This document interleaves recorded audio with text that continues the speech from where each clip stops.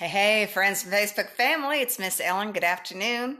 Coming to you live from beautiful Buffalo, Texas, smack dab between Dallas and Houston, Texas, off Interstate 45, where the temperature is meh. Meh being a technical term for the barometric pressure is rising. Storms are fixing to roll in, but they're not here yet. So we kind of have that buildup of humidity. Can you tell?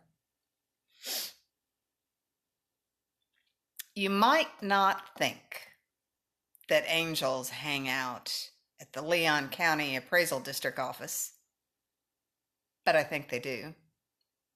I had a little administrative paperwork to take care of, having to do with all things county tax appraiser's office stuff when you have a ranch, which I still struggle with, and you deal in agriculture and timberland, and there's paperwork. About 15 days ago, I got a stack of envelopes and forms, and some of the questions were, is the property native or improved pasture land? Well, it's certainly improved since Charlie and I got here. Is that what you're talking about? And then lots of other things like how many head of cattle did we run in 2014? See, the answer man's kind of gone. He knew all that stuff off the top of his head, and we didn't really discuss it. I had the opportunity on many occasions to try to run this ranch in his absence, and that's when I found out we had a lot of cows. That's when I found out we had a big bull that would come if you called nicely. I learned about electric fence chargers, copperheads, all the things. But the paperwork, somehow I was absent when he was trying to have that class, so I didn't know how to fill all that out. And asking for help is like, you know me, I'll do it myself, except even I know when I'm in over my head. But I'm learning to just say, you know what? I don't have a clue what I'm doing. I'm going to need your help. Those are like magic words. Here I am, 63, and all of a sudden I'm figuring out if you ask people nicely for their help, you know what they're likely to do? Amazing.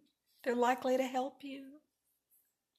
And so I found the coolest angel in disguise as an ag appraiser person that I won't call out in case that person doesn't want to be called out, but let me just tell you, that person has wings. So patient, so understanding, so cool.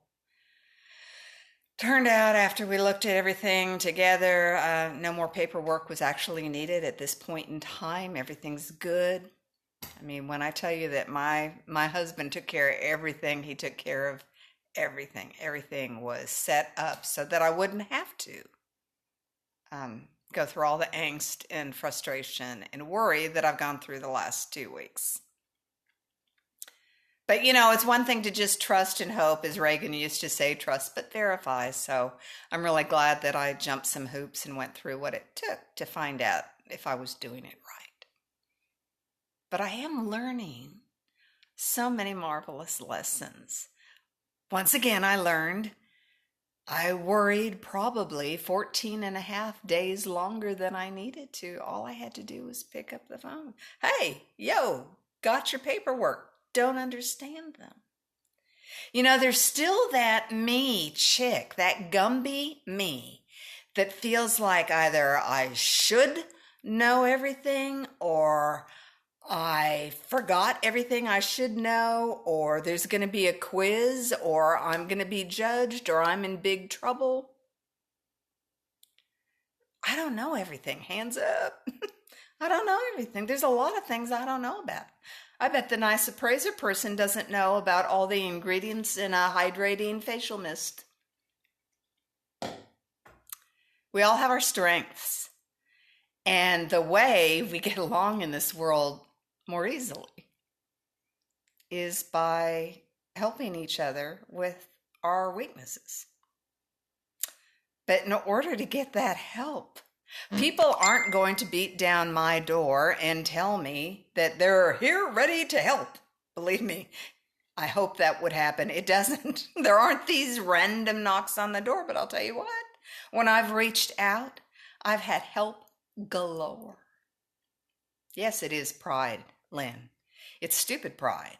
And it's a foolishness that says, I should know everything. I do know everything. I ought to know everything. I better act like I know everything. And you know what?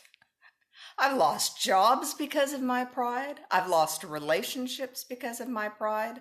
I've lost promotions and opportunities. My pride has done absolutely squat for me in 63 years. It's gotten me nowhere. My dad was so independent. Oh my gosh. And he never asked anybody for help. And he raised his daughters to be independent and self-sufficient. And that's great. I could not have gone through the last 3 years if I wasn't pretty sorry, didn't mean to do that. Pretty darn independent, strong, determined, all the good things. But know when to say when. Charlie's son Brett always says that. Know when to say when. I guess I never figured that part out, but I'm learning. I am learning that sometimes when you're stuck and you can't go any further and you've done all you can, somewhere between doing all you can, prayer, which, I believe in fervently and I do a lot of. But when you've prayed and when you've done the very best you can and you're stuck, ask for help. There are angels in disguise everywhere. They may show up at Lowe's. They may show up at the restaurant. They may show up at the county appraisal district office. I'm just saying. We don't know who is out there ready, willing, able, and wanting to help. Have you ever done a solid for someone? Have you ever done something that was just like so easy for you to do, like effortless for you to do, and watched someone's expression as they're like, I think guys get the opportunity maybe more than we gals do. I don't know. Maybe you gals can correct me. Maybe you can drop in there. I do things all the time, Ellen. I help people all the time. I don't think I help people all the time with expertise of any kind. I try. If I can help, man, I'm in there trying to help, but it's like I'm just not helpful.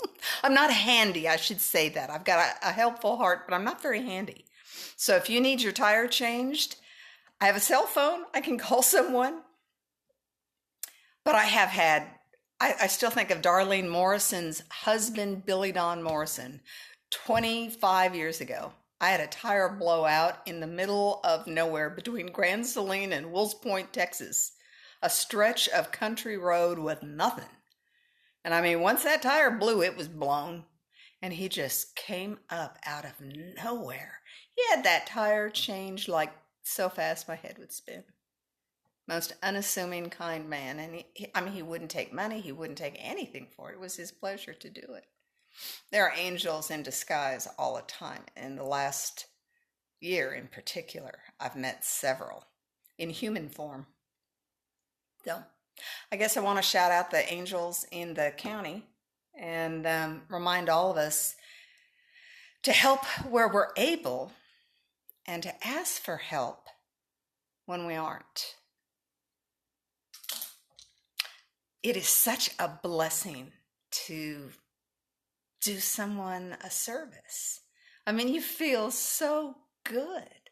I don't do it often enough because I don't have handiness, helpfulness things. I'm working on figuring out how I can do more of what I can do. Maybe that's encourage all of you today. So if you can help, do help. If you need help, ask. There are angels standing by, just waiting for us to tap on their wing and let them know. I don't know too many people that when asked for help will deny that. It's not our nature. I think most of us are so inclined that we're at the ready, willing, and able. And if we're not able, we've got cell phones. All right, thanks for watching, because if you don't watch me, you know I'm just rambling and babbling.